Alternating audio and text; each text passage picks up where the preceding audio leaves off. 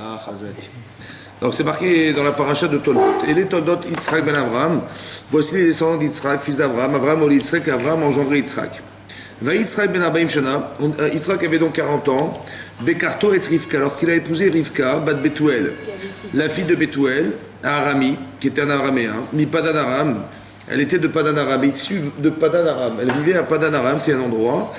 Achot Lavan, elle était à la fois la sœur de Lavan, Arami de nouveau, la Rami Lolicha, il l'a prise pour femme. Donc on nous précise que Rivka était fille de Betuel, sœur de Lavan, et elle vivait à Padan Aram.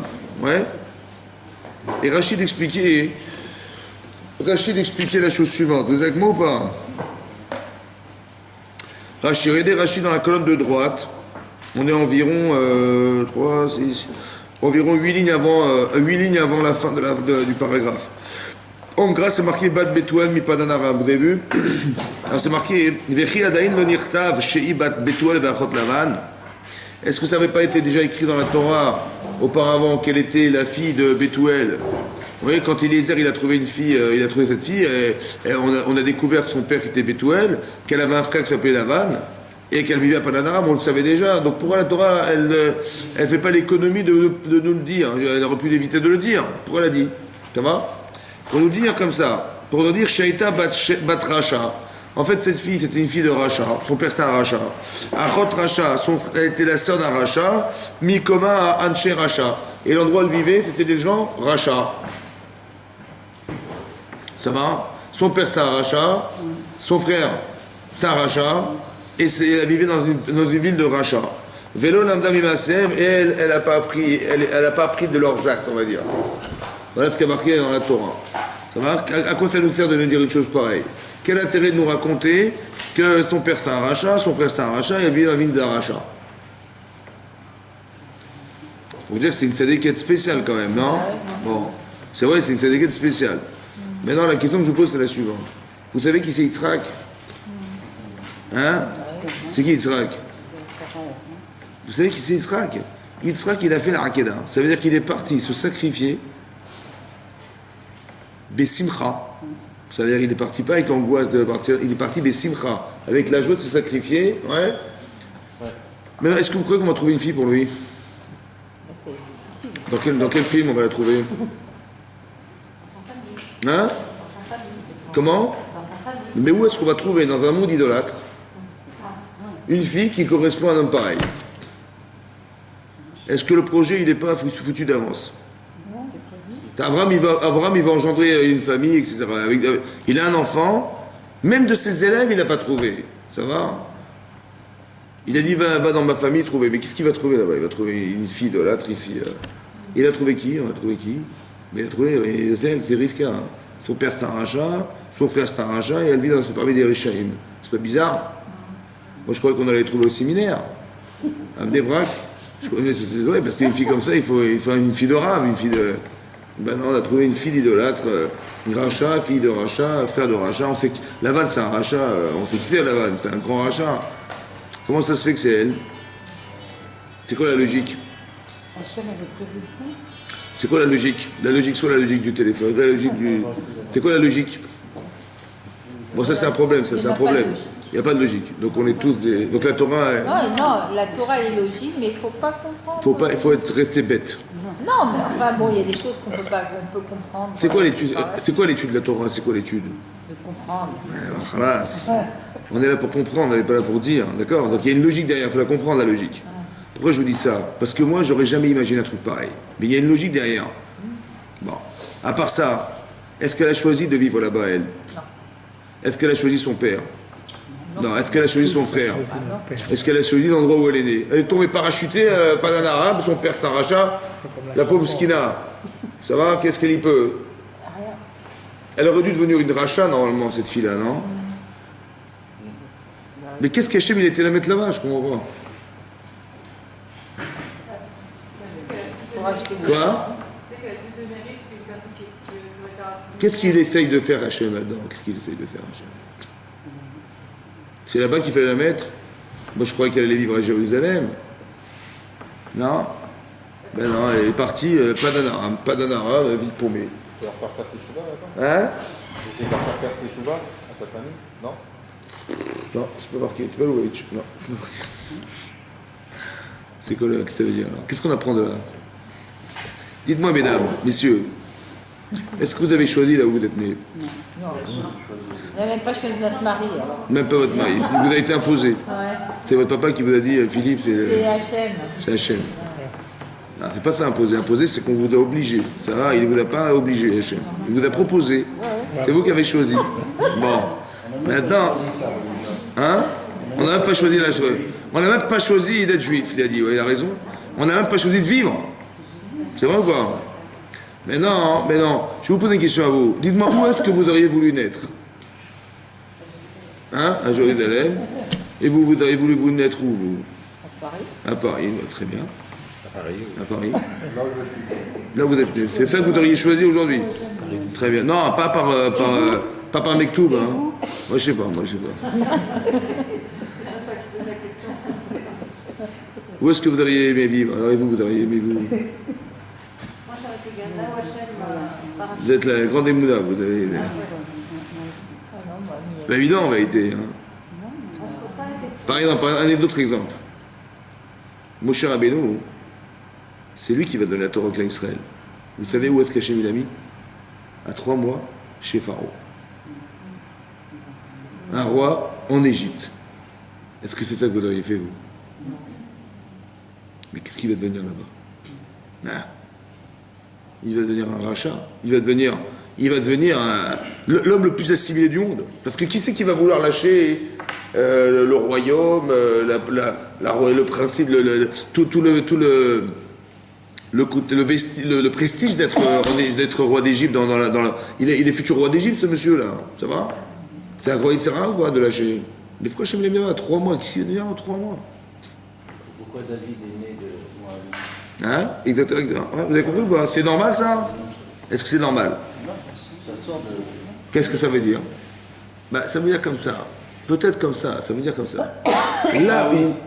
Là, Ça veut dire qu'on aurait pu lui reprocher après.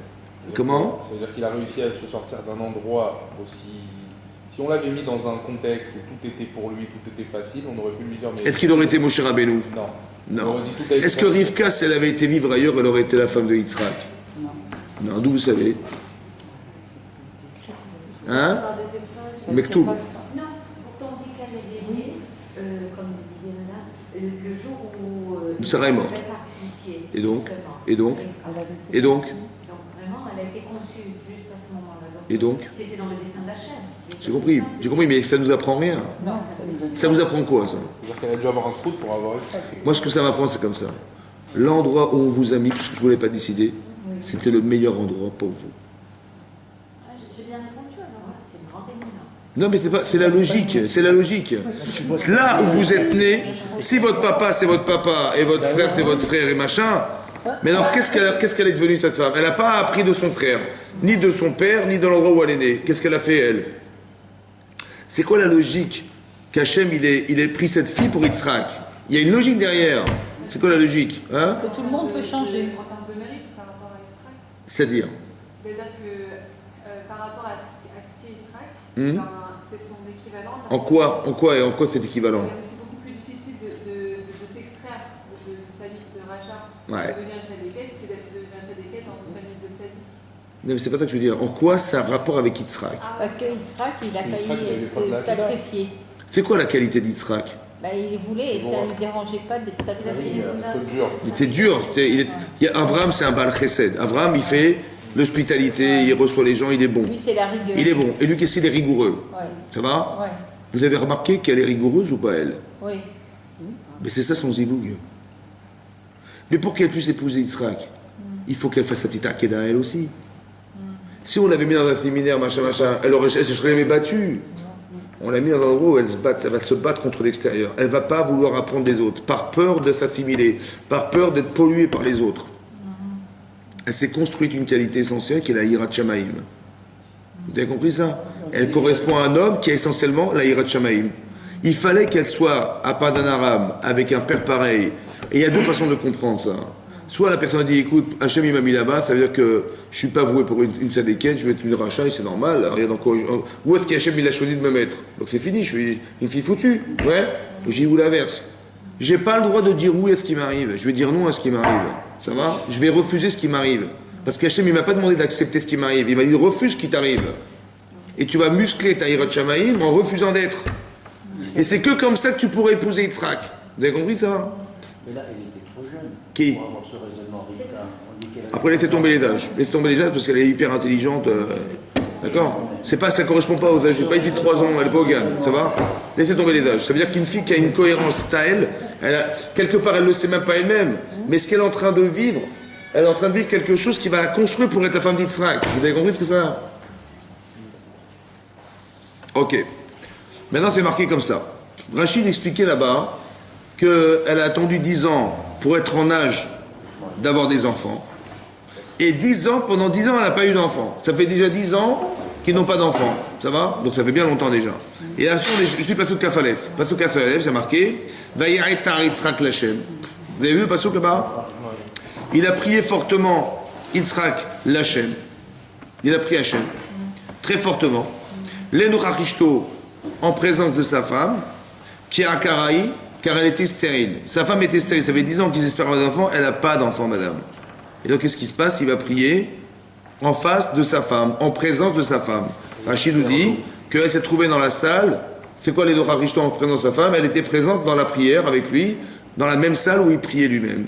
Elle priait d'un côté et lui priait de l'autre. Comme ça, Rachid expliquait. Vayaretar lo Hachem. Et Hachem lui a répondu. Vata'ar Rivka Ishto, et sa femme est tombée enceinte. Donc elle est tombée enceinte par miracle, ouais, par la tfila de son mari. Rashi explique pourquoi c'est lui qui a été répondu et pas elle. Rashi, regardez Rashi. Rashi comme ça. Vaya Tarlo. Donc je suis dans le paragraphe de gauche. Vous avez trouvé le paragraphe de gauche? Oui. Vaya Tarlo. Ça vous rappelle quelque chose? Vaya Tarlo. Napoléon. Hein? Vaya Tarlo. Ça vous dit rien? Très bien. Vaya Tarlo. Hachem lui a répondu fortement. Rachid explique, regardez Rachid, vous avez trouvé la Rachid, 5e ligne de Rachid, vous avez trouvé ou pas? Est-ce que vous voulez mes lunettes? Vous avez trouvé? Marqué Vayatalo, lo velola. Rachid dit lui, pas elle. Hachem, il n'a pas répondu à la tfila de Rivka. Il a répondu à la tfila de Yitzhak. Pourquoi? She'en doma tfila tzadik ben Racha. Ne se ressemble pas la tfila d'un tzadik, fils de Racha, d'un tzadik, fils de tzadik. Elle est tzadékette, cette femme. Ouais. Mais son papa, c'est un Racha. Elle est tzadékette, fille de Racha. Alors qu'Yitzhak, il est fils de tzadik, Chazak Ubaloch. Il avait un fils, il avait un papa qui était Rav. Les filles lo velola, c'est pour ça qu'il est marqué lui et pas elle. C'est pourquoi lui? Parce que lui, c'est un tzadik, son père, c'est un tzadik, Chazak Ubaloch. Mais elle, c'est une tzadékette, mais son papa, c'est un Racha. Malassos tomate. Et c'est pour ça qu'Hachem n'a pas agréé la prière de cette femme, mais il a pris la prière de son mari. Ça vous paraît normal ou pas? Non.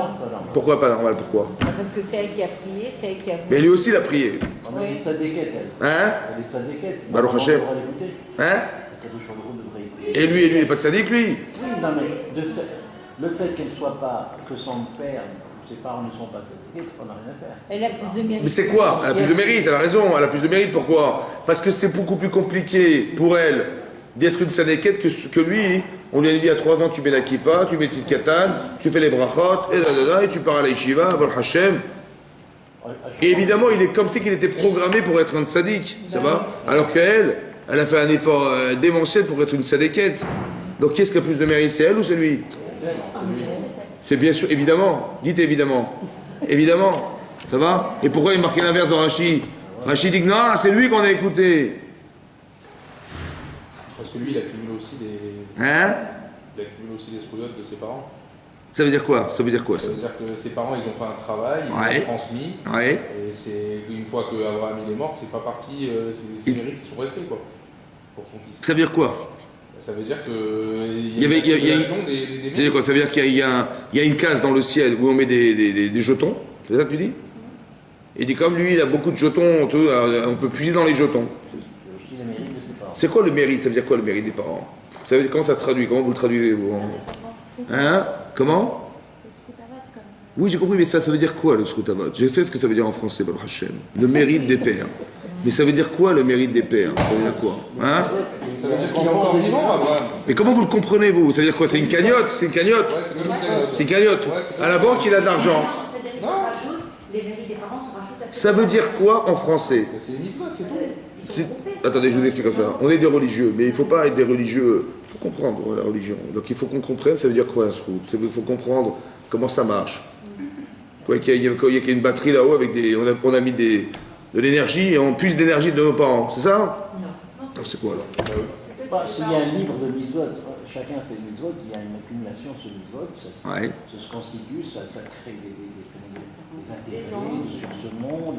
Alors on a expliqué dans les shurim, un petit peu ici avant, comme ça. C'est marqué dans le Pirkei Avot, les maximes des pères. Marqué Kol Ma'asecha B'Sefer Nertavim. Tous tes actes sont marqués dans un livre. Donc Hachem il a un livre et il écrit. Avec quel stylo? Stylo par cœur? Non, avec quel stylo? C'est quoi Etzba Elohim? Avec quoi Hachem il écrit? Est-ce qu'Hachem il a des livres? Non. Entre nous. Ben non. Dites la vérité. Dites-moi la vérité. C'est pour imaginer. Dites-moi la vérité. On dit bien Maaseh. Est-ce que vous croyez qu'il y a des livres? Non. Non, ça c'est une image. Est-ce qu'il y a des livres? Sûrement. Razak ou alors. Donc les feuilles, c'est quoi? C'est du Clairefontaine? C'est du. Non mais dites-moi la vérité. Il n'y a pas de livre, mais Hachem, il a Mais bien sûr que vous savez. Il y a des livres. Est-ce qu'il y a des livres? Est-ce qu'il y a de la matière?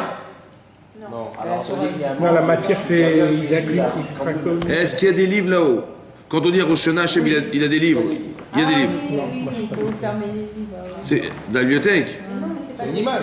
C'est une image. Est-ce qu'il y a des livres, monsieur? Il y a des livres ou pas? Puisqu'on dit que c'est fait, Nikhtabim, Est-ce qu'il y a des livres? Est-ce que vous croyez qu'Hachem, il tourne les pages?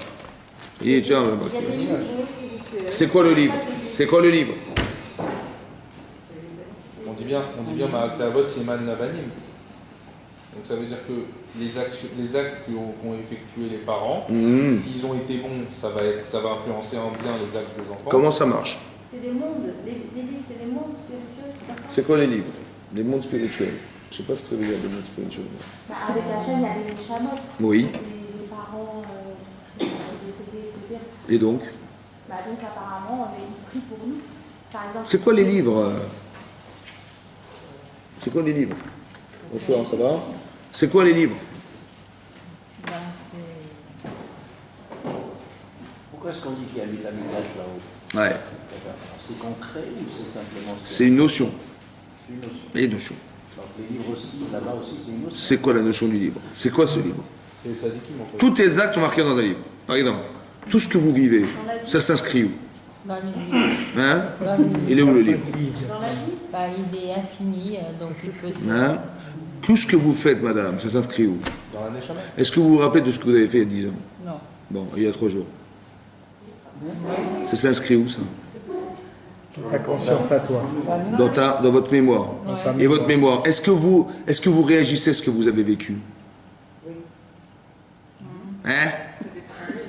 Est-ce que vous réagissez à ce que vous vivez? Pourquoi vous réagissez à ce que vous vivez? Parce que dans votre conscience, ça s'est inscrit. Ça va? Vous savez ce que c'est que le livre? C'est votre conscience. Kol Ma'asecha, tous tes actes sont marqués dans un livre. Le livre, c'est ta conscience. Hein? Et là-haut alors? Mais il n'y a pas de là-haut. Là. C'est quoi le livre d'Hachem? C'est quand je me présente devant Hachem à Rosh Hashanah, avec toute ma conscience.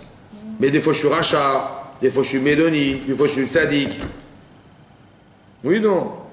C'est pas moi qui dis ça. Vous savez qui dit ça? C'est le Playoretz. Un Sefer, Mekouba, il dit que le Sefer, c'est la conscience de l'homme, Nefesh Adam. La conscience de l'homme. Tout s'inscrit dans votre conscience. Ça va? Mais non. Pourquoi j'ai dit ça? Pourquoi on a parlé de ça? Je ne me rappelle plus. Par rapport au mérite de l'Ephra. Très bien. D'Abraham. Pourquoi c'est un signe pour Yitzhak? Pourquoi Yitzhak il a été écouté? Pourquoi c'est Voilà. prière? D'accord? Hein? Alors. Maintenant, c'est quoi un tzaddik alors? Alors, il est marqué qu'il est tzaddik. Ouais. Vous m'avez dit que c'est plus facile pour lui de faire des mitzvot, etc. Ah oui. Et pourquoi Hachem il a écouté Yitzhak? Bah, raison plus, parce que... Maintenant, je vais vous dire comme ça, écoutez-moi bien. Son père, c'est un rachat. Elle vit dans une ville de rachat. Elle est dans l'obscurité totale, cette dame. Rivka, elle souffre ou pas? Oui. Énormément. Mais elle sait que c'est faux ce qu'ils vivent. Elle, peut-être à la limite, elle a appris de ce qu'ils font, que c'est pas logique ce qu'ils font. C'est complètement incohérent. Son père, c'est un rachat. Ce qu'elle fait, c'est pas logique. Elle n'a pas d'avenir, ce que font ses parents. Ce que font ses frères, c'est pas logique. Ce que font les gens de vie, c'est pas une logique, on va dire, existentielle qui a donné un avenir à sa vie ou à leur vie. Ça va?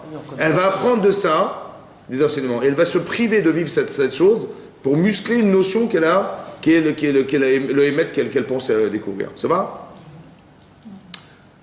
Maintenant, quand elle voit, imaginez-vous, vous rencontrez un rave, quelqu'un qui n'est pas religieux par exemple, il rencontre un rave, il est ébloui, il dit c'est extraordinaire, la Torah c'est fantastique. C'est un éclairage. Elle, la personne qui vit dans l'obscurité, elle a un éclairage fantastique, elle dit mais c'est ça qu'il faut faire, c'est ça la Torah, elle fait teshuva. Est-ce que c'est facile de faire teshuva? Non. Est-ce que c'est facile de décider d'accepter la lumière? Non. Dites oui. C'est facile. Quand on est dans le noir, on est dans le noir. Je gratte une allumette, vous êtes dans le noir, vous êtes perdu dans le noir. Je dis tiens, je gratte une allumette, tiens, on voit la porte, super. Ah oui, C'est facile de choisir la lumière quand on est dans le noir. C'est facile de faire teshuva, bien sûr que c'est facile. Qu'est-ce qui est dur? C'est de s'adapter à la teshuva, c'est ça qui est dur. Mais de faire teshuva, c'est facile. Mais quelqu'un qui est déjà dans la lumière, Ah ouais, c'est vrai. quelqu'un qui est déjà fils de religieux, Il peut régresser. hein? C'est facile d'être religieux? C'est facile d'être un tzaddik quand on est fils d'un tzaddik? Pourquoi c'est dur? Parce qu'il faut On faire doit faire encore mieux, mieux. on doit faire autant, voire mieux. Est-ce qu'il a le même Yetzirara que l'autre? L'autre, il vivait pas dans la Torah. Mais il a découvert la Torah extraordinaire, il a une pêche de fou, il fait tchouva. Qu'est-ce qui va l'arrêter? Rien. Rien, pourquoi? Parce qu'il sait d'où il vient, il sait où il va. Mais celui qui est déjà dans la lumière, il a Yetzirara dit, mais peut-être que c'est pas bon, peut-être c'est pas, on nous enferme, peut-être c'est pas bien, et peut-être c'est peut-être mieux ailleurs. Il a le Yetzirara que l'autre n'a pas. Parce qu'il est déjà dans la lumière. Papa, il m'a mis Metfiline, papa, il m'a mis Maja, il m'a mis la kippa, il m'a mis mon tzitzit. Mais est-ce qu'il a choisi cet enfant? Non. Est-ce qu'il n'est pas un peu robotisé quelque part? Alors comment il va s'en sortir? Comment il va devenir un tzaddik alors qu'il n'est pas un tzaddik? Est-ce qu'un tzaddik c'est pratiquer les mitzvot? Seulement. C'est quoi? Travailler, étudier. C'est réagir. Veyadarta ayom, ve'ashevota levavecha. Tu sauras aujourd'hui, dit Hachem, mais tu vas ramener cette connaissance à ton cœur. Ve'ashevota levavecha qui Hachem ou Elohim. C'est pas simple d'avoir des réactions juives. C'est pas simple. Ça va? Un tzaddik, c'est quelqu'un qui réagit. Mais comment il va faire? Puisque lui, il a pas de réaction, lui, il subit tout ce qu'on lui apprend. Vous avez compris ce qui se passe? C'est marqué comme ça. Je vais vous lire le texte, la réponse est dans le texte. Regardez ce qui est marqué. Vayatar Yisrak Lachem. Il a prié fortement Yisrak Lachem.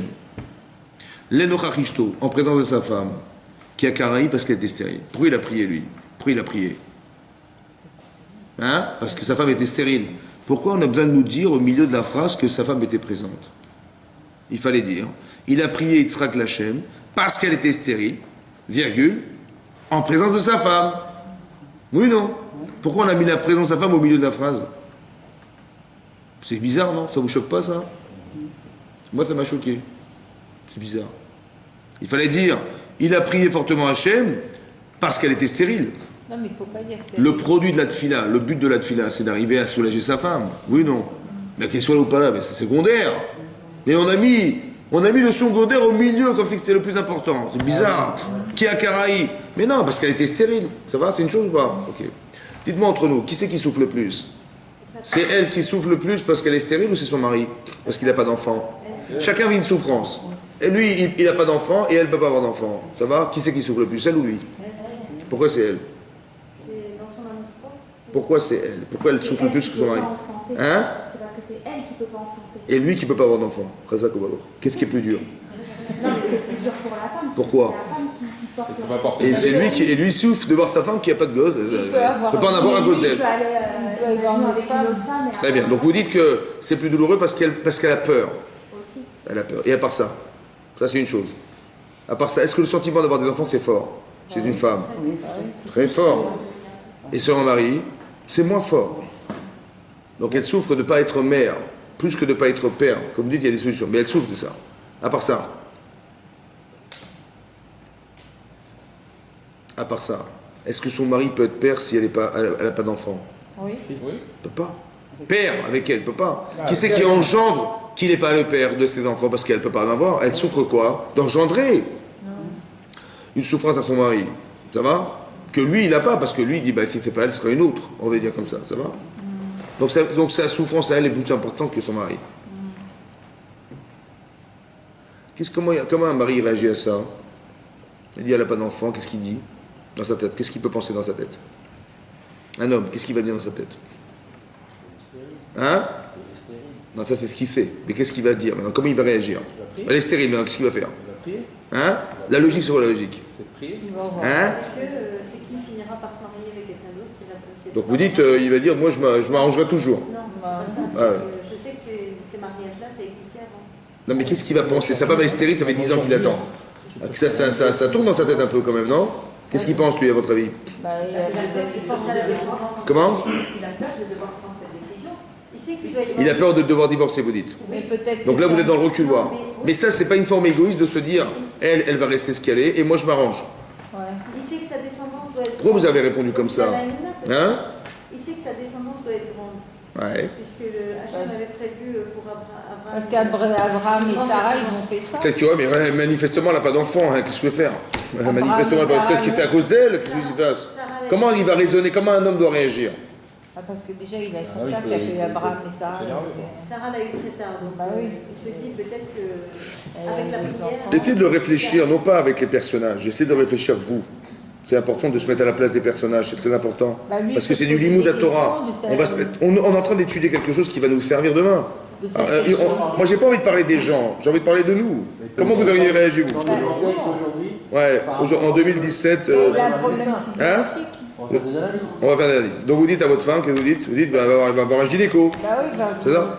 Est-ce qu'elle ne sait pas qu'elle doit avoir un gynéco? Est-ce qu'elle ne le sait pas elle-même? Est-ce que je vais peut-être lui répéter, il faut aller voir un gynéco? Bon, si je lui dis ça, qu'est-ce qu'elle va dire, elle? Bah, va voir aussi, toi, t'as peut-être aussi un souci. Peut-être aussi un souci. On s'envoie la balle, on peut jouer au tennis. Il y a un problème. Dites-moi, au début de la création du monde, d'accord? Moi, ça m'intéresse de comprendre quelle est la nature d'une femme et quelle est la nature d'un homme. Je l'apprends de la Torah. Comment on apprend? Au départ, Hachem, il a créé un homme seul. Et après, il a créé à partir de... Pourquoi il n'a pas créé deux femmes, un homme et une femme? D'accord? Le fait qu'il ait créé une femme à partir de l'homme, ça veut dire quoi chez vous? Pourquoi il a créé de l'homme? Parce qu'avant, il pouvait créer... Parce qu'ils étaient censés vivre comme ça. Pourquoi il a créé de l'homme? Tu vois, les animaux, il a créé masculin, féminin. Mais là, il a créé la femme de l'homme. Bizarrement, la femme de l'homme. Pourquoi? Bizarre, non? Parce que c'est le même être, quoi. C'est-à-dire que les deux, ils sont complémentaires. Mais qu'est-ce que ça veut dire? Pourquoi c'est pas la femme qui a été créée? C'est pas l'homme qui a été créé de la femme. On a fait l'inverse. C'est-à-dire que l'homme, L'homme, il était seul au départ. D'accord? Sentiment de solitude. Et le manque a provoqué chez lui la nécessité qu'on crée une femme. C'est vrai ou pas? Mais il était seul au départ. Mais la femme, elle est née de l'homme. Ça a plusieurs conséquences, ça. Qu'est-ce que ça a comme conséquence, à votre avis? Hein? Quand il y a un homme, il y a une femme. Qu'est-ce que ça a comme conséquence, le fait qu'on ait créé une femme à partir d'un homme? Qu'est-ce que ça a comme conséquence émotionnelle?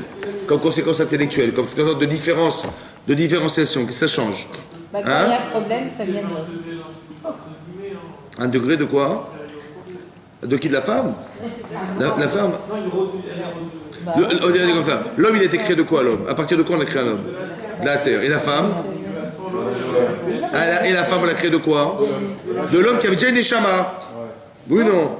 Mais dans la terre, il y a de la neshama dans la terre? Et la femme, il y avait une neshama dans l'homme? Donc qui c'est qui est plus haut? Bah, l'homme, c'est derrière. De la terre, il n'y a pas de neshama dans la terre.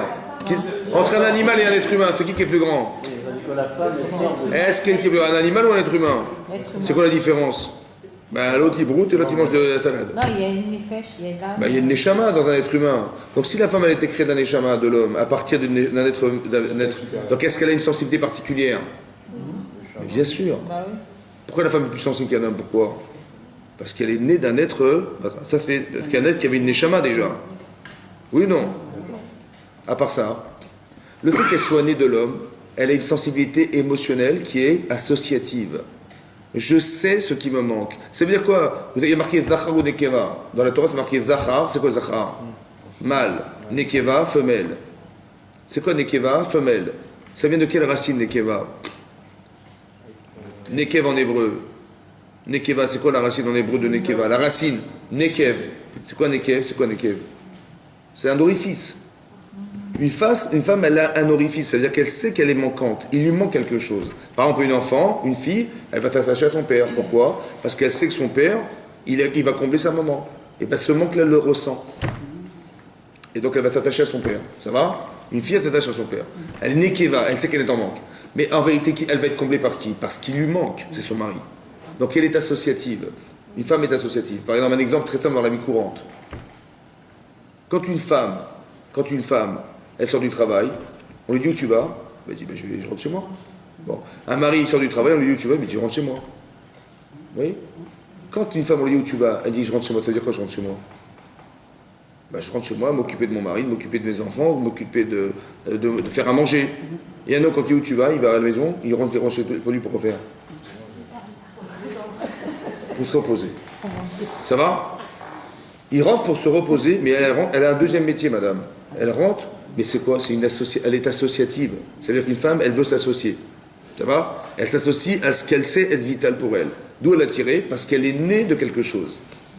Elle s'est associée au départ, elle est associée. L'homme, il n'était pas associé. Il est entre guillemets partenaire. Tu as besoin de moi? Je suis là.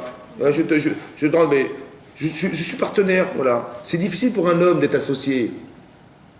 Parce qu'il est partenaire. Au départ, il était seul. Il est d'accord de participer, mais il n'est pas dans l'association. Par exemple, on a expliqué, nous, dans le cours ici, on a expliqué que quand Chava a fauté, vous vous rappelez qu'elle a fauté, Chava, qu'est-ce qu'elle a fait? Elle a proposé à son mari à manger. Pourquoi faire? Elle a voulu l'entraîner le liquide. Le liquide avec un « et ». Le liquide. Pourquoi? Parce qu'elle a dit, moi j'ai fauté, ok, mais mon mari... Attendez, moi je vais mourir, elle a dit, je vais mourir, mais mon mari va épouser une autre femme que moi. Est-ce que c'est possible? Non. Alors il faut qu'il meure. Il faut qu'il meure avec moi. D'où ça vient cette notion-là? Tu dis, mais elle est méchante, parce qu'elle va tuer son mari, parce qu'elle n'assume pas, madame. C'est ça qu'on dit, oui? Mais pourquoi elle veut le tuer absolument? Parce que pour elle, il n'y a pas une autre femme qu'elle, dans son couple. Ça va? Elle est associative. Ça veut dire qu'une femme, elle pense, donc elle va tuer son mari, non pas par péché, hein, mais parce qu'il ne peut pas y avoir une autre femme que moi. Elle est associative, vous avez compris ce que je veux dire? C'est-à-dire qu'elle est attachée à son mari. Mais pourquoi? Parce qu'elle est née de lui. Cette notion-là, hein, c'est la notion de la Torah, c'est ça que la Torah nous dit.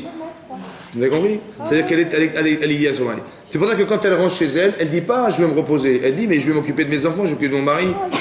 Alors qu'un homme, il est partenaire. Il dit bon, tu as besoin de moi. Donc quand elle n'arrive pas à tomber enceinte, qu'est-ce qu'il va dire? En tant que partenaire, il va dire mais qu'est-ce que tu veux que je fasse? Je suis pas médecin, je peux avoir un médecin. Vous avez compris ou pas? Abraham, Israël, il n'a pas fait ça. Non. Qu'est-ce qu'il a fait? Pour qui? Pour lui. Mais pourquoi c'est marqué en présence de sa femme? Au milieu de la phrase, à votre avis? Pourquoi il n'est pas marqué? Il a prié Hachem. Il a prié Hachem. Ouais. Très fortement, parce qu'elle était stérile, c'était la raison de sa prière, mais en présence de sa femme. Non, il est marqué, il a prié en présence de sa femme parce qu'elle était stérile. C'est bizarre la formulation. Il a fait la même prière qu'elle. Pour montrer sa participation. Et qu'est-ce qu'il a dit à votre avis dans cette fille-là? Qu'est-ce qu'il a dit? Dis-moi ce qu'il a dit dans cette fille-là. Hein? Exauce la prière de... Mais non, puisque c'est lui qui Hachem, il a exaucé ça, il a accepté la sienne. Mais qu'est-ce qu'il a dit dans la prière? Qu'est-ce qu'il a dit? Qu'est-ce qu'il a dit? Qu'est-ce qu'il a dit? Qu'est-ce qu'il a dit? Dites-moi ce qu'il a dit. Qu'est-ce qu'un tzaddik va dire? Qu'est-ce qu'un tzaddik va dire? Un tzaddik, il est marqué qu'il est tzaddik, il sera. Qu'est-ce qu'un tzaddik va dire dans sa prière? Il va dire je veux des enfants? Il va dire quoi? Mais pourquoi faire? Pour j'ai des enfants. Moi, faire un mitzvah, quoi. Mais là, il est partenaire, là.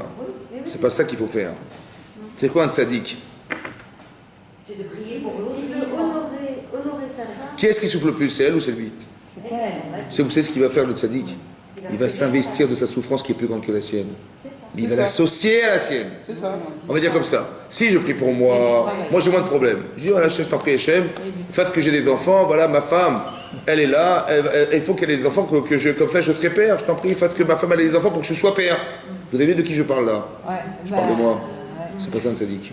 Un tzaddik, c'est qui dit, ma femme elle souffre plus que moi, c'est pour elle qu'il faut le faire, c'est pas pour moi. Il n'y a pas beaucoup d'hommes comme ça, madame. Mais c'est ça qui est marqué là, madame. Ça veut dire qu'Abraham, Israël, il doit devenir un tzaddik. C'est ça qui est marqué dans Rachid. C'est pour ça qu'Hachem, il a créé cette fille à lui.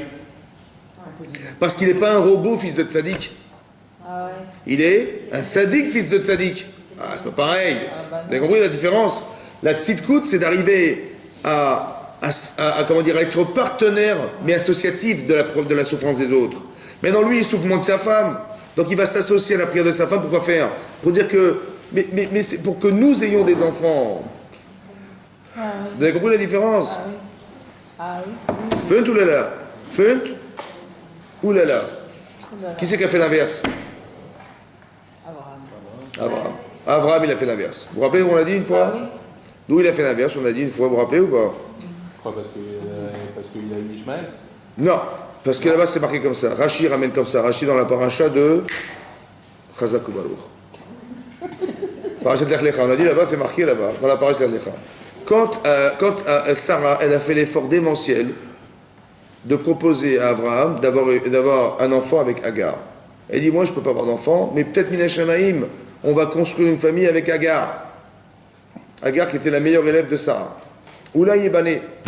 Madame, donc elle épouse Abraham, elle tombe enceinte. Alors que Sarah, elle n'a jamais eu d'enfant avec Abraham. Mais Madame Agar, elle a eu des enfants tout de suite avec Abraham. Mais non, qu'est-ce qu'elle a dit? Elle a dit, mais c'est qui la tzadéket? Hachem, il a choisi la tzadéket, c'est qui la tzadéket? Si Sarah c'était la tzadéket, soi-disant, elle aurait dû avoir des enfants avec Abraham. Or, elle n'a pas eu d'enfants. Et moi, j'en ai eu tout de suite. Donc c'est qui la tzadéket? Dites-moi. C'est moi. Hein? Chazak ou Baruch. C'est parce que vous avez la culture juive de... Mais elle dit, qu'est-ce qu'elle dit, elle? Mais dis, mais si c'était elle, c'était Sarah. Si Sarah tombe enceinte, mais qui tombe enceinte, c'est qui? Donc elle était un peu gonflée. Elle a dit, la tzadéket, c'est qui? C'est moi. Elle s'est vantée devant, la Torah dit que Virta, sa maîtresse, était kala bénéa, était légère à ses yeux. Et ça l'a rendue malade, Sarah. Qu'est-ce qu'elle a fait? Non, avant de le virer, elle a été voir son mari. Elle a dit à Abraham, Chamassi alecha, l'injustice que je subis, là, je te renvoie sur ta tête. Ah ouais? Chamassi alecha. Que quoi? Je t'ai donné Agar devant toi, et dans ton sein, et tombe enceinte, et elle se vend devant moi, et comment dire, et tu dis rien, ça va? Chamassi, le Hamas, c'est quoi le Hamas? Hein, la violence, ou le Hezbollah, ou la violence, ou bien le vol. Et elle a dit comme ça, l'injustice que je subis maintenant, pourquoi? Parce que quand tu as prié Hachem, elle lui a dit à son mari, quand Hachem il a fait gagner la guerre, il a fait la guerre contre les 4 rois qui avaient gagné les 5. Avec quoi il a gagné la guerre? Avec du sable. Il prenait du sable, il jetait, ça donnait des flèches, des machins, il tirait des flèches, ça donnait du sable. Il a gagné la guerre, par miracle. Après Hachem lui a dit, voilà, tu as gagné la guerre, Chazak ou Baruch. Il a dit, à quoi ça sert, tout ce que tu m'as donné? Et Ani Olech Hariri, je me déplace sans enfant. Voilà ce qu'il a dit à Hachem. Abraham Hachem. Elle lui a dit sa femme, comment tu as osé dire à Nioler, je me déplace? Shnenu, nous deux. Ça va? Et si tu avais dit nous, je serais tombé enceinte de toi. Mais tu sais pourquoi je ne suis pas tombé enceinte? C'est pourquoi? Parce que tu as dit je. Comment tu veux qu'Hachem me donne des enfants si je ne suis pas dans ta tête? Ah oui. C'est ce que dit Rachid. Ça va? Rachid, hein? C'est dur de dire ça, Abraham, c'est le maître. De qui on parle? De qui on parle ici? Sarah, elle a dit à qui? Abraham. C'est qui Abraham? Abraham, c'est qui Abraham? Abraham, c'est quoi sa qualité essentielle? Le chesed. Le chesed. La bonté. Il est chesed avec les autres et avec sa femme. Voilà, rien du tout. C'est dur de dire ça quand même. C'est marqué dans la Torah. Ça veut dire quoi? Ça veut dire que le chesed en couple, il n'est pas simple. Il peut être en souffrance de ne pas recevoir des gens, mais pas en souffrance suffisante de voir sa femme. D'où elle a su qu'il avait dit je, ça veut dire je et pas nous. Quand j'ai dit je, peut-être ça veut dire nous. D'où elle savait que c'était je? Hein? D'où Sarah, elle a su quand il a dit je n'ai pas d'enfant, ça veut dire je n'ai pas d'enfant et pas nous n'avons pas d'enfant. Des fois on dit je, ça veut dire nous. Ah, puisqu'après, il y a eu des enfants. Non, pourquoi d'où elle a su elle quand il a dit je, ça veut dire je. Hein? Non. Non, elle a su. Il a dit je n'ai pas d'enfant. Ou il lui a dit je n'ai pas d'enfant. Mais comment ça se fait qu'elle a traduit je par je et pas par nous? Ouais, c'est ça. Vous savez pourquoi? Il n'a pas inclus avec elle. Parce qu'écoutez-moi bien, d'où elle a su elle? Quand elle se vante à gare devant elle, et Abraham il a réagi ou pas? Non. Pourquoi il n'a pas réagi? Pourquoi il n'a pas réagi? C'est ça qui l'a rendue folle, parce qu'elle a dit, mais tu entends la honte que j'ai devant elle et tu ne réagis pas. C'est féminin ça, oui? Ouais. Pourquoi il n'a pas réagi? J'étais d'accord. Parce que partenaire, écoutez-moi bien, peut-être qu'elle a raison. Peut-être c'était elle, cette étiquette. Je dis, mais même si c'est vrai, je suis ta femme. Ça fait 90 ans qu'on vit ensemble, et ça fait quelques jours. Dans la balance, qui c'est qui pèse le plus? Hein? C'est moi, normalement. Tu n'as pas réagi. Mais comment ça se fait? Ça veut dire que tu penses que quoi? Qu'elle est l'égale de moi, quelque part. Ouais? Donc si elle est l'égale de moi, ça veut dire que tu vis par égoïsme. Donc le jeu, c'est un jeu. C'est pas nous. Si c'était nous, tu aurais dit, mais ça se fait pas que tu parles de ma femme comme ça. Vous avez compris ou pas? Or, il n'a pas réagi, donc ça veut dire que quand il a dit jeu, ça veut dire jeu. Donc c'est qui a permis à Abraham de devenir un vrai Baal Chesed? C'est ça. Eh bien, peut-être qu'il a appris de ça quelque chose. C'est pour ça qu'il est le fils d'Abraham. Vous avez compris Rachid maintenant? Parce que Rachid dit qu'il était Tzadik ben Tzadik, ça veut dire qu'il a appris de son père. Qu'il faut être en souffrance des autres, dans le Chesed de son couple. C'est ça un Tzadik, fils de Tzadik. C'est pour ça qu'Hachem il a écouté la prière d'Isra qui n'est pas de sa femme. Parce qu'elle est tzadikette, mais elle n'a pas l'expérience d'avoir dû subir cette expérience-là. Elle est une femme. Vous avez compris ce que je veux dire? Donc c'est naturel chez elle d'avoir pitié des gens et d'être en empathie vis-à-vis des gens qui souffrent, parce qu'elle est sensible, une femme. Oui, mais peut-être qu'il a vu aussi la souffrance de sa mère. Hein. Peut-être. En tout cas, il est marqué dans le texte de la Torah, il y a marqué qu'elle était présente. Ça vient dans sa tête, elle est là, sa femme. Ça va? Que la souffrance de sa femme est présente. Donc il a cumulé deux souffrances, la sienne et celle de sa femme. Et la prière n'est plus la même. Parce que c'est pas le jeu, c'est nous maintenant. Vous avez compris ce qui se passe? Et comme il avait inclus elle a dit j'ai peur que mon mari divorce, j'ai peur de pas. Elle est plus dans la peur de. Comment dire? Elle est plus dans la peur ou dans le fait d'être affligée parce que son mari, il peut pas avoir d'enfant à cause d'elle. Vous avez compris? Que l'inverse. Pourquoi c'est intéressant de dire ça? Pourquoi je vous dis ça? Parce que c'est déjà même intéressant de réfléchir au départ. Pourquoi on doit se marier et pourquoi on veut se marier? C'est très intéressant ça. Est-ce qu'on se marie parce que le fait d'être seul, ça dérange? La solitude, pour ça qu'il faut mieux qu'on se marie pour ne pas rester seul? Ou bien, parce qu'il faut faire une vie à deux, évidemment. Il faut vivre à deux. Un jour, il faut vivre à deux, il faut qu'on ait un foyer. Qu'est-ce qui motive les gens à se marier? Est-ce que c'est la peur d'être seul? Non. Ou la motivation vient du fait de vouloir construire sa vie à deux? Ça, c'est une question. Ça va? Question. Deuxième question. Est-ce que vous préférez être libre dans votre vie, dépendre de personne, ou vous préférez être dépendant de quelqu'un? Est-ce que vous préférez être libre de mouvement et de décision personnelle sans dépendre des gens, ou vous préférez dépendre des autres? Ça dépend de qui? Peu importe, dans ta tête, est-ce que tu préfères, toi, être libre, dépendre de personne que de toi-même, ou dépendre de quelqu'un d'autre? Rien ne peut fonctionner sans. Est-ce que tu préfères être libre de décision personnelle ou de dépendre de quelqu'un d'autre? Qu'est-ce que vous préférez? Être libre. Donc le mariage, c'est un problème. Comment ça fait qu'on accepte de se marier alors qu'on va être dépendant? Comment ça s'explique ça? On perd son indépendance. Ben oui, mais bon. Si vous voyez ce qu'elle veut dire. Comment ça se fait qu'on est d'accord de se marier alors qu'on sait qu'on perd notre indépendance? Ça révèle quoi ça? Ça révèle quoi? Hein? Ici, leur vie de couple, elle n'est pas simple. Parce que madame elle est stérile, machin, c'est compliqué, leur vie de couple, elle est compliquée. Ouais? Est-ce que ça a été pensé par Hachem ou pas, ça? Oui. Donc qu'est-ce qu'il veut Hachem? Il veut les faire souffrir, il veut les faire pleurer, il veut faire quoi? Non, il veut l'accepter. Hein? Comment? Est-ce qu'ils vont être plus forts tous les deux un jour? Oui. Bah oui. Donc qu'est-ce que je dois voir dans ma vie? Qu'est-ce que je dois voir dans ma vie? Ce que je vis ou ce que je deviens? Le bien, quand on dit le tov, il est quoi le tov? Il est dans ce que je vis ou dans ce que je deviens? Ce que je vis n'est pas simple. C'est une souffrance, je pleure, c'est dur, c'est pas plaisant ça. Donc c'est quoi qui est tov dans l'histoire? Quand on dit Hachem il fait tous les tovas, hein, c'est quoi le pshat? Le pshat, l'explication, c'est le résultat de ce que je deviens qui est tov. C'est pas ce que je vis est tov. Des fois c'est compliqué, c'est vrai que c'est dur. Mais la résultante, c'est qu'ils vont se souder tous les deux. Que l'un, il va devenir partenaire, mais pas partenaire. Il va devenir associatif, il va se souder à sa femme. Et sa femme, quand elle va voir qu'il va prier pour elle, elle va tomber enceinte grâce à son mari. Mais vous imaginez la liaison qui se crée? Indélébile. Il fallait passer par cette étape-là. C'est-à-dire qu'en vérité, Hachem, il solutionne énormément de choses avec ça. Vous avez compris ce qu'il fait Hachem? Il permet à Israël d'être un tzaddik. Il permet à Rivka d'avoir la satisfaction d'être femme, d'être mère. Il permet aussi de se lier. Pourquoi c'est très important ça? Pourquoi c'est très important? Je vous ai posé une autre question. C'est quoi le premier verset du Kriyat Shema? Non, on n'est pas complet. C'est quoi le premier verset du Kriyat Shema? Ve'afta et Hashem Elokecha Bechol Ufrol Ve'afta, c'est quoi en français? Ve'afta, ton Dieu, de tous tes cœurs, avec ton Yitzeratov et ton Yitzhara, tu dois l'aimer Hashem, de toute ton âme. Vous savez quoi de toute ton âme?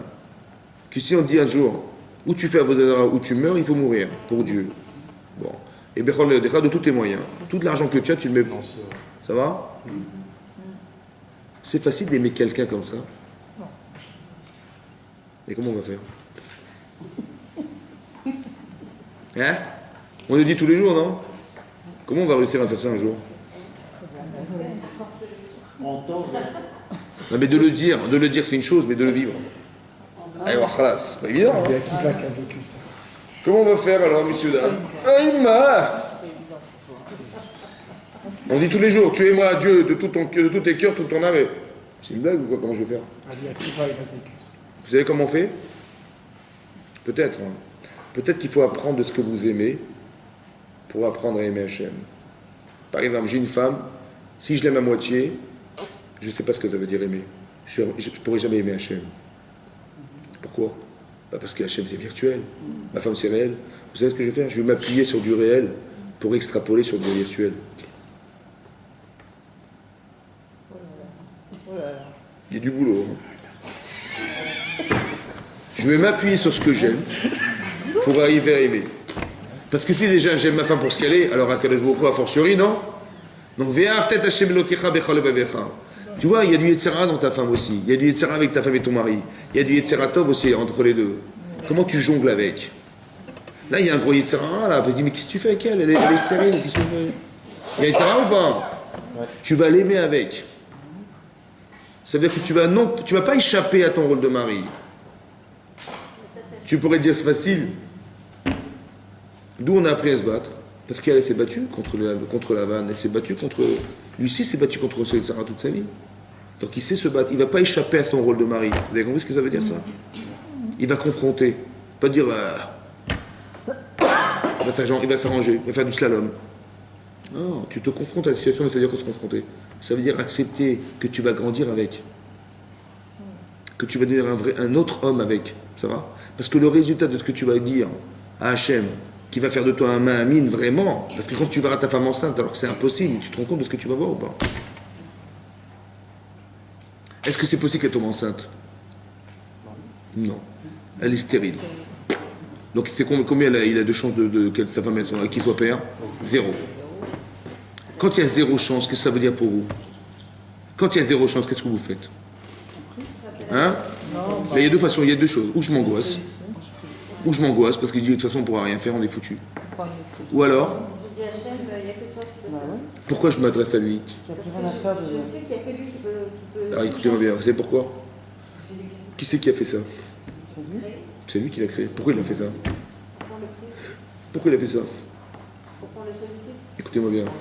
Pour que le résultat de ce que vous allez voir, ça ne peut pas être autre chose que lui. C'est un cadeau qu'il vous a fait. Moi je croyais qu'il m'a fait une crasse. Bah oui, parce que papa d'enfant, c'est une crasse. Non, c'est un cadeau fantastique, parce que si j'ai une solution, je dirais grâce à Dieu, il y a un gynéco. Il n'y a pas de gynéco. Zéro. Il n'y a pas de gynéco. Zéro. Donc si elle tombe enceinte, c'est grâce à qui? À 100% Hachem. Moi, je crois que c'était le médicament, moi, je crois que c'était le machin, je peux toujours dire à la médecine, merci à la médecine, merci. Mais c'est un cadeau fantastique.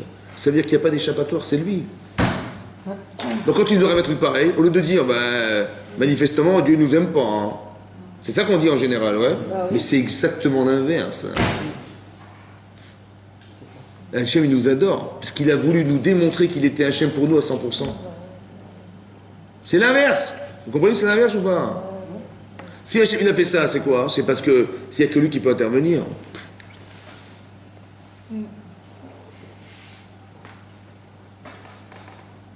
Mais ça, il faut y croire à 100%.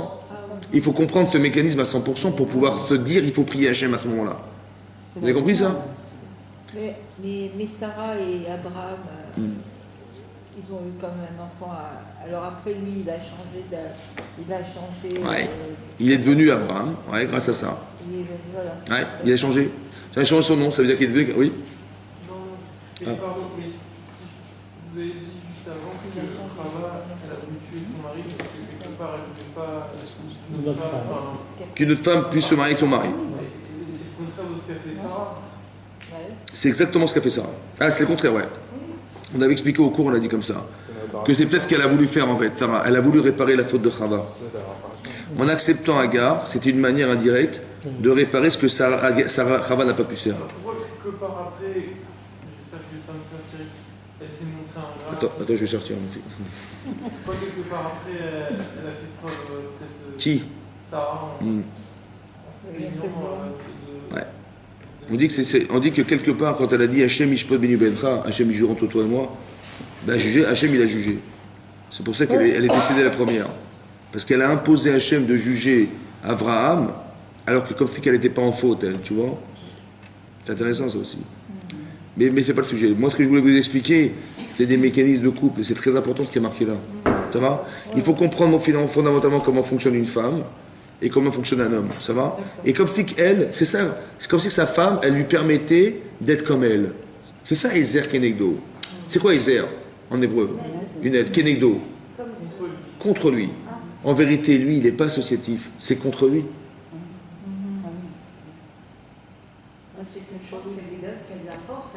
De devenir associé à... On fait un maintenant. C'est qui lui permet ça? C'est pour ça que l'Agma dit, ici, les Zoché, il a compris, elle sera avec lui. Et sinon, elle sera contre lui. Parce qu'il va croire que sa femme, c'est la pire des femmes. Vous avez compris ce qui se passe? Le fait qu'elle lui propose de vivre une expérience qui est difficile pour lui. Un homme, en général, il ne veut pas raconter à sa femme ce qui ne va pas chez lui. Ou ce qui l'a dérangé dans la journée. Mais une femme, elle lui raconte ce qui dérange. Mais un homme, il ne comprend pas ce qui se passe. Parce qu'il dit, qu'est-ce qu'elle veut me raconter? Déjà que c'est dur pour moi, elle me rajoute ça. C'est comme ça que ça se passe. Non. Mais une femme, elle ne se gêne pas de le faire. Mais un homme, il dit, je ne vais pas lui raconter ma vie, quand même, ça ne se fait pas. Donc on ne se comprend pas. Mais pourquoi une femme, elle est comme ça? Ben, c'est ça l'association. Si tu es avec moi, j'ai besoin que tu acquiesces ce que je vis de difficile. Vous avez compris? Par exemple, une femme, elle rentre du travail, elle est fatiguée. Alors son mari dit, ah, comment tu vas? Ça va? Elle dit, je suis fatigué. Ouais, je suis fatigué. Ça veut dire quoi? Ben, je suis fatigué. Alors il va dire, bah, si tu es fatigué, va t'allonger. Vous avez vu, l'homme, il est pragmatique. Il dit, comme si qu'elle ne savait pas qu'il fallait s'allonger. Ça va? Donc pourquoi elle a dit, je suis fatigué? Non, est-ce que tu es d'accord que je souffre? Est-ce que tu es avec moi? C'est ça qu'elle a voulu dire. Alors que lui, il a compris, bah, tu veux une solution, mais j'en ai, voilà. Va te reposer. Voilà. Ouais, c'est ce que j'aurais fait moi en tant qu'homme. Mais un homme n'est pas une femme. Vous avez compris? Donc c'est subtil en fait, vous avez compris? Elle aurait tellement aimé qu'il comprenne sa souffrance. Elle dit, bah oui, au lieu de lui dire, bah oui, avec le travail que tu fais, avec les efforts et machin, bah, je comprends tout à fait ce que tu subis. C'est ça qu'elle voulait entendre elle. Alors que lui, il a cru, bah, elle s'est fatiguée, va te reposer. Vous avez compris? Il a répondu à côté de la plaque. Et qu'est-ce qu'elle croit? Elle dit, ah, mais pourquoi il me dit pour une idiote? Vous avez compris? En fait, elle dit, mais il est méchant de me dire un truc pareil. Comme si il m'a pris pour une enfant. Alors, c'est ça qu'il a voulu dire ou pas? Pas du tout. Il a dit, bah, t'as un problème, je te le solutionne. Vous avez compris? C'est ça, dans sa logique d'homme. Alors qu'elle, elle disait, mais c'est pas ça que je voulais tant que tu me dises. Vous avez compris? En fait, on cumule des paradoxes qui sont mal compris et qui vont entériner après une séparation. Ça, c'est le jeu du Yetzirah, ça. Donc, qu'est-ce qu'il faut faire alors? Il y a de la chance, votre femme, quand même. Comprendre, vous pouvez la comprendre. Au quart de tour.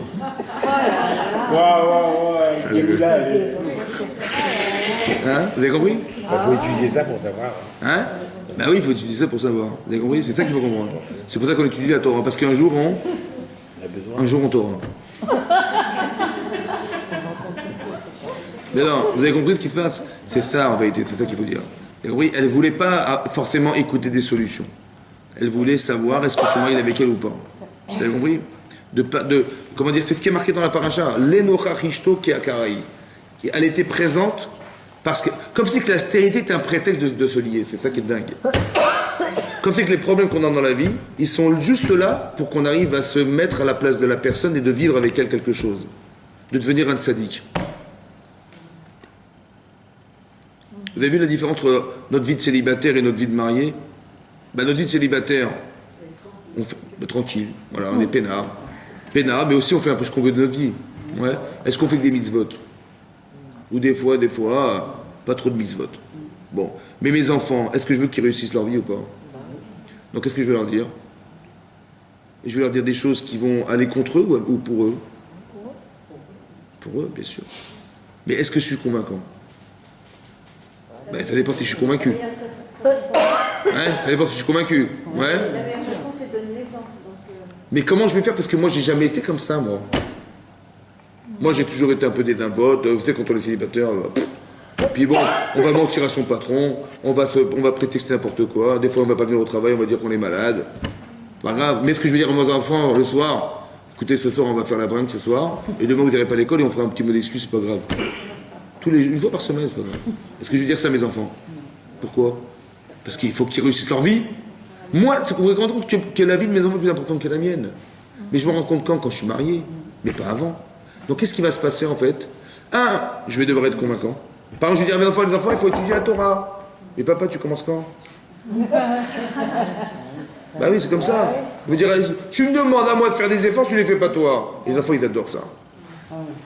Donc la contradiction, c'est un super truc pour eux. Donc qu'est-ce que je suis obligé de faire?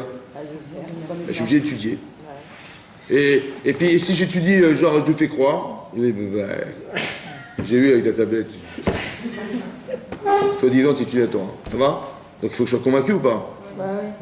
Très bien. Et j'ai peur de ne pas l'être, parce que si je ne suis pas, il va le voir, il va le sentir. Donc qu'est-ce que je deviens par mon fils? Par mes enfants, qu'est-ce que je deviens? Je deviens tzaddik. Par ma femme, tzaddik. Vous avez compris? La cellule familiale, c'est une organisation extraordinaire de devenir des tzaddikim.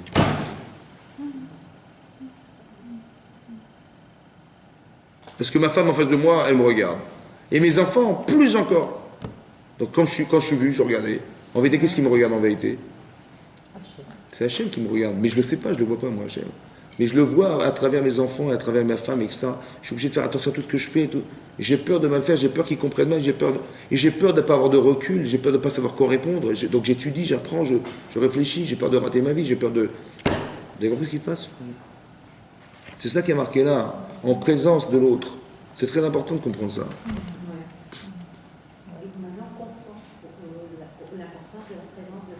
Exactement. Et c'est pour ça que c'est Rachidi, qu'Hachem il a répondu à sa prière à lui. Parce que c'est beaucoup plus dur pour un homme de faire ce qu'il a fait qu'une femme. Vous avez compris? Il est tzaddik ben tzaddik.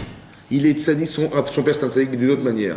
Mais lui il a appris aussi de son père quelque chose. Il est devenu un tzaddik. Son père il a fait tchouva. Parce que sa femme elle l'a redressé. Elle l'a recadré sa femme, Abraham. Et lui il a appris de là, il a dit mais ma femme aussi, elle est en souffrance. Mais évidemment que c'est comme ma mère, mais je ne vais pas faire la même erreur de dire je vais dire nous. Mais comment je vais faire des nochachishto? Tout là. Très important ça, c'est très important. Ça va? Parce que là on est heureux. Mais quand tu fais mal à ton mari dire bon alors qu'est-ce que tu as fait? Tu as été voir le médecin, tu as été voir le machin? Il la renvoie à ses problèmes. Elle se sent seule, mais c'est pas sa nature elle. Elle se sent pas aimée. Elle se sent entre guillemets abandonnée. Elle a l'impression qu'elle n'a jamais été mariée. Et quand elle est fâchée ou quand elle fait la tête, il dit mais est-ce que je suis un bon mari? C'est compris, ça crée que des problèmes en fait. Et lui il dit mais moi j'ai essayé de faire pour le mieux parce que moi je suis pratique. Mais la femme elle n'est pas pratique, elle est émotionnelle. Donc on n'est pas dans le même registre, vous comprenez pas? Donc on se comprend pas. Après on dit est-ce que j'ai bien fait de me marier? L'autre elle arrête pas de m'engueuler, on se comprend pas. Mais tu comprends rien et tout machin. Puis, manifestement je fais tout et n'importe quoi, je sais pas, je me trompe tout le temps. Pour elle je me trompe tout le temps. Mais c'est normal parce que t'es pas dans la même. Tu n'es pas dans le rôle de l'autre. Et elle, c'est pareil, vous avez compris? Elle va engueuler son mari, comme si que lui, parce qu'elle l'avait engueulé, il va écouter. D'abord, vous croyez franchement que quand ça crie en face, on dit bah oui, elle a crié, donc elle a raison. Ou elle a crié, je ne vais pas l'écouter. Quand l'avion il passe au-dessus de votre tête, ça fait du bruit ou pas? Bon, vous êtes dit, ah ouais, il y a du bruit. Vous dites, ah, il y a du bruit. Vous bouchez les oreilles ou vous ouvrez les oreilles? Donc quand on crie en face de vous, ça vous donne envie, ça, d'écouter? Non. Est-ce que vous n'êtes pas humilié quand on vous a crié dessus? Ça vous a un peu humilié? Il en faut des minutes pour accepter quand même. Hein. Donc on est plus en phase de refuser que d'accepter. Donc qu'est-ce qu'il faut faire? Il faut essayer de comprendre. Il faut essayer de s'adapter à l'autre. Vous avez compris? Quand je vois que mon mari n'a pas compris, je m'adapte à lui. Je dis, mais pourquoi il n'a pas compris? C'est quoi? Qu'est-ce qu'il a dû dire? Donc je parle avec mon mari pour comprendre sa logique. C'est très important le dialogue. Pour comprendre comment un homme fonctionne. Et qu'un homme, il parle avec sa femme pour comprendre comment elle fonctionne, parce que manifestement, on ne marche pas de la même manière. Kenegdo, Hachem, depuis le départ, elle est contre toi. Il faut que je le sache, ça. C'est comme ça. Les gens, ils se marient, ils ne comprennent même pas que c'est contre soi déjà depuis le départ. Mais pourquoi c'est contre soi? Parce que quand c'est pas comme toi, c'est forcément contre toi. Quand c'est pas comme toi, c'est forcément contre toi. Si par exemple, on vous met en classe avec des Chinois, à l'école, tu dis, qu'est-ce que je fous là? Ouais, qu'est-ce que vous faites alors? Bah, vous allez souffrir, vous êtes française avec des Chinois. Qu'est-ce que vous voulez faire avec des Chinois? Qu'est-ce que vous faites alors? Bah, ça prend le chinois. Mais nous, en vérité, j'ai une femme en face de moi, elle parle chinois. Donc si je reste un Français en Chine, ben je vais souffrir avec ma femme évidemment. Et elle, qui parle chinois, elle va dire mon mari parle français mais je comprends rien ce qu'il raconte. On va souffrir tous les deux ou pas? Donc c'est quoi la manière d'être heureux ensemble? C'est quoi? Ben c'est l'adaptation. Vous avez compris ou pas? Mais ce travail, est-ce qu'on le fait ce travail? C'est pour ça qu'il y a des problèmes. Vous avez compris? L'acclimatation à l'autre permet de comprendre en quoi j'ai à gagner d'être avec l'autre. L'enrichissement. Ben, bien sûr. Donc c'est ça qui fait Yitzhak. Parce qu'il va devenir, entre guillemets, féminin. Vous avez compris ce que je veux dire? Il est masculin, lui. Il est sensible au féminin, donc il devient féminin. Et sa femme, elle voit que son mari, il la soutient, il est avec elle complètement, elle est rassurée, elle devient masculin. Masculin, féminin. Ils sont soudés, masculin, féminin. Donc on croyait que c'était contre eux, en fait. Parce que tout ce qui leur arrive, c'est manifestement que Dieu n'est pas content. C'est exactement là. C'est exactement l'inverse. Tu dis, on l'a mis à Padan Aram, mais c'est pas là-bas qu'il fallait la mettre, il fallait la mettre à Bnei-Brak. C'est les Tova, parce que c'est comme ça qu'elle avait épousé Yitzhak. Si elle dit non, ben c'est comme ça, tu lui fasses. Mais non, il faut s'opposer à ce qui t'arrive. Tu vas te muscler, tu vas devenir une sédéquette en disant non à ce que tu vas vivre. Parce qu'en disant non à ce que tu vis, tu dis oui à autre chose. Tu dis oui à tes valeurs. Tu deviens une femme de valeur. Parce que tu as dit non à ça. T'as compris pas? Mais si tu dis oui à ça, tu vas devenir une fille quoi?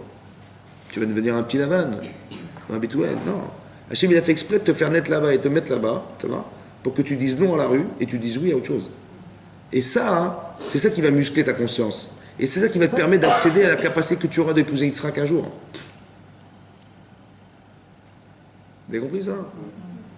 C'est-à-dire que les étapes de notre vie dépendent du présent, de comment on se réalise dans son présent, et l'avenir dépend essentiellement du présent. Parce que l'étape suivante, c'est autre chose. C'est compris? Mais si tu n'as pas passé l'étape première, tu peux rester 20 ans comme ça. C'est dommage.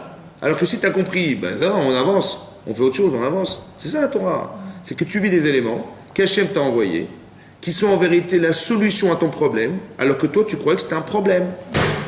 Tu dis, la stérilité c'est un problème ou pas? Tu dis, ben Dieu m'avait envoyé des problèmes. Mais non, Hachem il t'a envoyé la solution. Ah bon? Ben oui, parce que manifestement tu n'es pas assez attaché à ton mari ou à ta femme ou à Hachem. Et ben voilà, c'est un moyen extraordinaire de t'attacher. Donc ce que je vis n'est pas un problème, c'est une solution, il faut que je le comprenne. Il faut que je comprenne ça au départ. Quand on dit tout ce que fait Hachem c'est les Tova, c'est pas de la mystique, hein. C'est de la réalité profonde. Tout est les Tova. Essaie de comprendre que c'est une Tova. Essaie de comprendre ce que tu deviens, c'est les Tova. Tu as fait un effort, tu dis c'était dur, hein. Mais tu es devenue une femme forte, tu es devenue quelqu'un qui a des convictions, c'est ça la Tova. Quand on demande à Abraham de quitter l'endroit où il est né, c'est dur quand même, il quitte ses parents, il quitte machin. Vous voyez? En quoi c'est une Tova? C'est une Tova, vous savez pourquoi? Parce que quand l'autre il va lui dire, bah, écoute, on va aller à Asdom. J'ai pas compris où tu vas? Asdom.